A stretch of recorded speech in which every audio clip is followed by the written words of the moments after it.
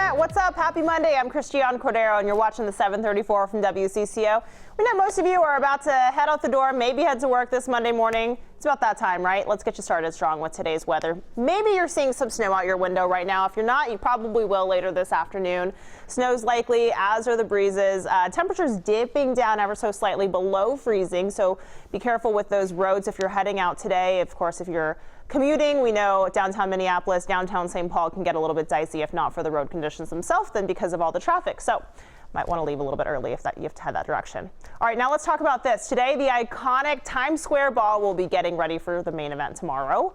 More than 1 million people are expected to pack Times Square for the big ball drop. Yesterday, the confetti cannons were put to the test. 3,000 pounds of confetti will be released on crowds celebrating a new year and, by the way, a new decade.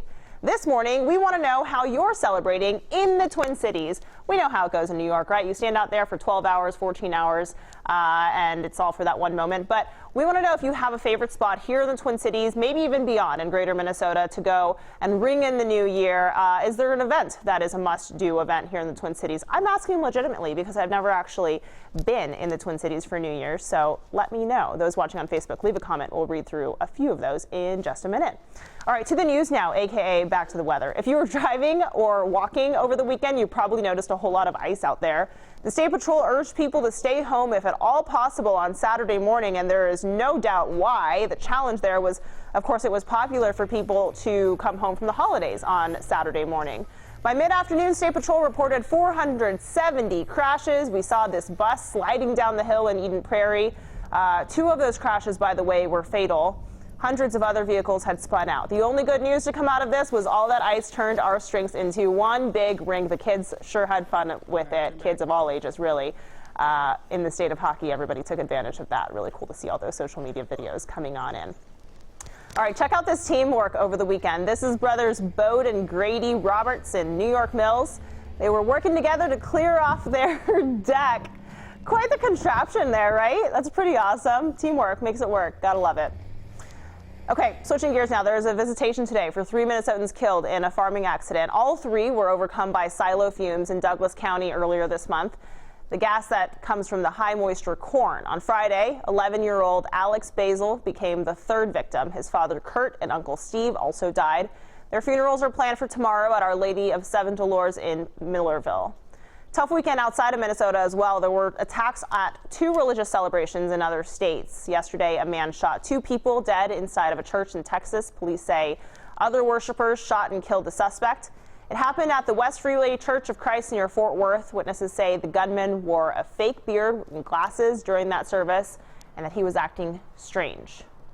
She knew from growing up at the church that she didn't recognize this gentleman, and he got up a couple of times and then he sat back down, and then she just kept an eye on him, and she was like, once he got up and he took communion is when he came around, is when he started shooting. It was during communion, and the moment she saw the shotgun come out, she went under the bench and hid. I mean, this is just awful stuff there. Investigators are still trying to understand why. Then on Saturday night in New York, 5 people were stabbed as they were celebrating Hanukkah.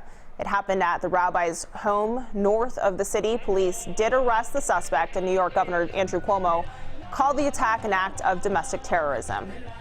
Congressman John Lewis says he has advanced pancreatic cancer. The Georgia Democrat says he's not leaving his post in Washington while he undergoes treatment. He's 79 years old, best known for his work as a civil rights activist. Lewis is the last survivor of a group once led by Dr. Martin Luther King Jr. Investigators in Hawaii identified 2 of the victims of a helicopter crash and a woman and a teenager from Wisconsin. 47-year-old Amy Gannon and 13-year-old Jocelyn Gannon died in Friday's crash. Friends say Amy was well known in the Madison, Wisconsin area. She was the co-founder of an organization that supported female entrepreneurs. Her business partner says she'll be greatly missed. When she talked to you, when she worked with you, she made you feel like you were the only person that existed at that time, and she just brought this energy with her that no one will ever be able to replace. Madison School District says Jocelyn was an 8th grader at one of its middle schools. Minnesota Vikings are going to New Orleans for the playoffs. They'll play the Saints next Sunday at noon. It was 2 years ago, deja vu, that the Vikings beat the Saints with a Minneapolis Miracle in a playoff game. Sadly, we know how that ended, right? It came to an end a week later against Philadelphia, had the opportunity to play the Super Bowl at our home turf. But hey, this year is for redemption, so we'll certainly be rooting for the Vikings then. Did you know that January 2nd, this Thursday, is National Returns Day? UPS knows it, and they're already planning for a record day. UPS is forecasting it will have a record 1.9 million returns on its hands on Thursday. That would be up 26% from last year. Maybe we need to get each other better gifts, right? Because of the growing online sales, this will be the 7th straight record year for UPS. National Returns Day is January 2nd because of a large number of people returning to work after the holidays, and they drop those packages off during their work day. Might want to get there early that day. Back to today's talker. We're bringing in WCCO's digital guy, Cole. Cole, we're talking about favorite places to bring in the new year. Yep. What are people saying? We have a clear trend happening this morning. Okay. We have Charles Sam saying close to home this year as it is a little icy out on those roads. That's true. We have Paul saying I'm going to attempt to bake bread, not a fan of going out. We have Cindy saying quietly at home in the boonies in the New Market area. We've got a whole bunch of homebodies here in Minnesota, don't we? And then we have Becca saying there's a good chance I will be asleep by 10 p.m. on New Year's. Here, here, Becca. I will be too. My bedtime is 7 p.m., so I'll be celebrating with London. There you go. Happy New Year. Happy New That's Year. my best British voice. What about you, Cole? Are you doing anything? Just like a whole lot of undecided plans right now. Okay. I'm trying to do something. We'll see. You can But bake bread with our friends. if Make you want bread to. and sleep by 10. We'll see. There you go. Sounds like a good night for me. Yep. I don't know. All right, thanks for watching. That's it for now. This is the 7:34 from WCCO, and most of the Twin Cities are on the go. So go ahead and make us your plates for mobile news. We'll be back here tomorrow, last day of the year, last day of the decade, and until then, be nice to each other out on the internet.